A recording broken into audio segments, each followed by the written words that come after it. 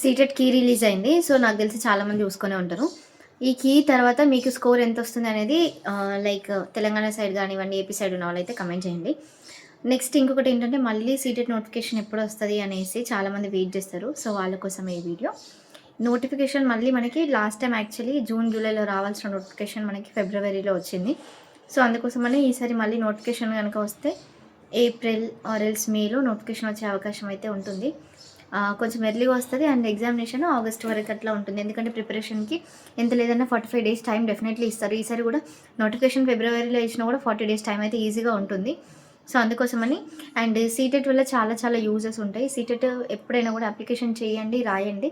మనం క్వాలిఫై అయితామా లేదా అనేది సెకండరీ. బట్ కంపల్సరీగా రాయాలి. ఎందుకు రాయాలి అంటే కేవీఎస్, ఎన్‌వీఎస్ కానివ్వండి ఇట్లాంటి ఎగ్జామినేషన్స్ అన్నింటికి కూడా మనకి సీటెట్టే ప్రాముఖ్యత ఉంటుందన్నమాట. అండ్ అలాగే మీరు ఆర్మీ స్కూల్ రిక్రూట్మెంట్ ఏదైనా బయట ప్రైవేట్‌గా కాంట్రాక్ట్‌గా వెళ్ళాలి అనుకున్నా కూడా మీకు కంపల్సరీగా సీటెట్ గానీ, టెట్ గానీ మ్యాండేటరీ అడుగుతారు. అందుకోసమని సీటెట్‌ని నెగ్లెక్ట్ చేయకండి. ఓన్లీ ఇప్పుడు మనం బయట ప్రైవేట్‌లో ట్రై చేయాలన్నా కూడా సీటెట్ అనేది అడుగుతున్నారు. బీఎడ్ అనేది అడుగుతున్నారు.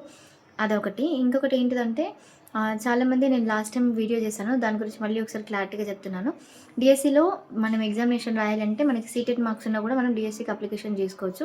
60% మార్క్స్ మనకి రిజర్వేషన్ ఉన్న వాళ్ళకి అండ్ 75 మార్క్స్ బీసీ కేటగిరీ వాళ్ళకి, ఓసీ కేటగిరీ వాళ్ళకైతే 90 మార్క్స్ అయితే కంపల్సరీగా ఉండాలి. సో, మీకు ఒకవేళ టెట్‌లో 90 మార్క్స్ ఉన్నా మీరు ఎలిజిబులే. సీటెట్‌లో 90 ఉన్నా కూడా మీకు ఎలిజిబులే. ఒకవేళ బీసీ క్యాండిడేట్ సీటెట్‌లో 75 వస్తే కూడా మీరు ఎలిజిబులే అన్నమాట. అదేంటి సీటెట్‌లో 82 కదా మినిమమ్ రావాల్సింది అంటే, సో, మనకి దాంట్లో నోటిఫికేషన్ ఇచ్చినప్పుడే డీఎస్సీలో మెన్షన్ చేసిండ్రు. ఇన్ కేస్ మీకు సీటెట్‌లో 75 లేకపోతే రిజర్వేషన్ ఉన్న వాళ్ళకైతే 60 మార్క్స్ గనక వస్తే మీరు ఎలిజిబులే అనేసి. సో, అందుకోసమని ఎవరికైనా సీటెట్‌లో మీకు 60% మార్క్స్ వస్తే మీరు డెఫినెట్లీ అప్లికేషన్ అయితే చేసుకోవచ్చు. అది కూడా రిజర్వేషన్ బేస్ చేసుకొని ఒకసారి చూడండి. Thank you.